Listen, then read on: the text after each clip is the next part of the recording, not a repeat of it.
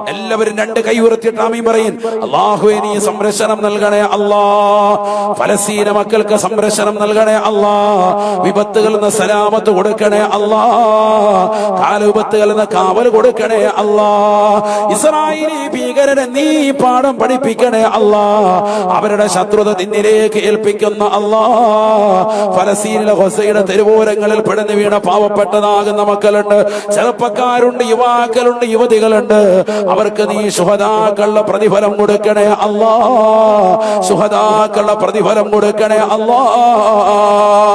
യുദ്ധത്തിന്റെ കെടുതി മൂലം കൈ നഷ്ടപ്പെട്ടു പോയവരുണ്ട്, കാല് നഷ്ടപ്പെട്ടു പോയതാകുന്ന 15ഉം 10ഉം വയസ്സുള്ളതാകുന്നതിൽ താഴെയുള്ള പിഞ്ചോമന മക്കളുണ്ട്.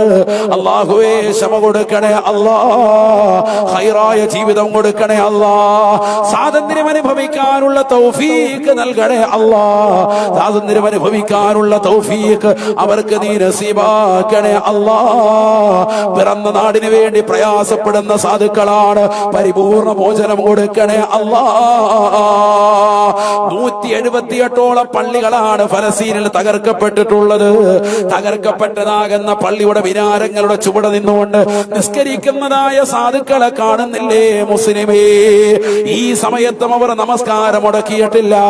എവിടെയെങ്കിലും ബോംബ് വർഷിക്കുമ്പോൾ ഓടി വരുന്നത് ഞങ്ങൾക്ക് ഇവിടെ ബുദ്ധിമുട്ടുണ്ടാ എന്ന് പറഞ്ഞിട്ടല്ല, അവരപ്പോഴും പറയുകയാണ് അല്ലാഹുവേ ഇന്നാ ലില്ലാഹി വ ഇന്നാ ഇലൈഹി റാജിഊൻ.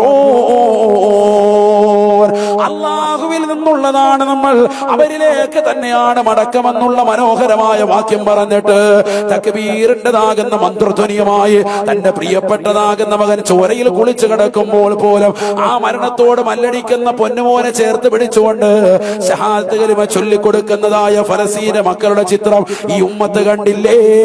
ഒരു വഖത്ത് പോലും അവർ നമസ്കാരം ഒഴിക്കുന്നില്ല. ജുമാ നമസ്കരിക്കാൻ വേണ്ടി ഒരുമിച്ച് കൂടിയതാകുന്ന സാധുക്കളായ പട്ടിണി പാവങ്ങള് നമ്മൾ ആരെങ്കിലും ഈ അടുത്തിടെ പട്ടിണി കിടന്നിട്ടുണ്ടോ? 2 വർഷമായി ഉറക്കമില്ലാത്ത ദിനരാത്രങ്ങളാണ്. ഖതീബിന്റെ നേതൃത്വത്തിൽ ജുമാ നടക്കുമ്പോ മനോഹരമാക്കപ്പെട്ട എയർ കണ്ടീഷൻ ഉള്ള പള്ളികൾ ഉണ്ടായിട്ട് പോലും നമസ്കരിക്കാത്തവരല്ലേ നമ്മളിൽ ഭൂരിഭാഗം. എന്നാൽ തകർക്കപ്പെട്ടതാകുന്ന പള്ളികളുടെ അവശിഷ്ടങ്ങൾക്കിടയിൽ ചെറിയൊരു തുണി വിരിച്ചിട്ട് അതിന്റെ മുകളിൽ നിന്നുകൊണ്ട് നമസ്കരിക്കാൻ തയ്യാറാകുന്നു. ഖതീബ് മെമ്പറിൽ കയറി നിന്നുകൊണ്ട് പറയുന്നതാകുന്ന വാക്യം ലോക മുസ്ലിമീങ്ങൾ കേട്ടില്ലേ? എനിക്കതാ സംസാരിക്കാൻ കഴിയുന്നില്ല, ഖുത്ബ നീട്ടാൻ പറ്റുന്നില്ല, വല്ലാതെ വിശപ്പിന്റെ വിളിയാളം എന്നിലുണ്ട്. ഖുത്ബ കേട്ടുകൊണ്ടിരിക്കുന്ന നിങ്ങൾക്കും അത് കേട്ടുകൊണ്ടിരിക്കാൻ പറ്റുന്നില്ല, കാരണം നിങ്ങളെല്ലാവരും പട്ടിണിയിലാണ്. നമുക്ക് പ്രസംഗം നിർത്താൻ ഖുത്ബ ഞാൻ ചുരുക്കുന്നു. അഖിമിസ്സലാ അഖിമിസ്സലാ.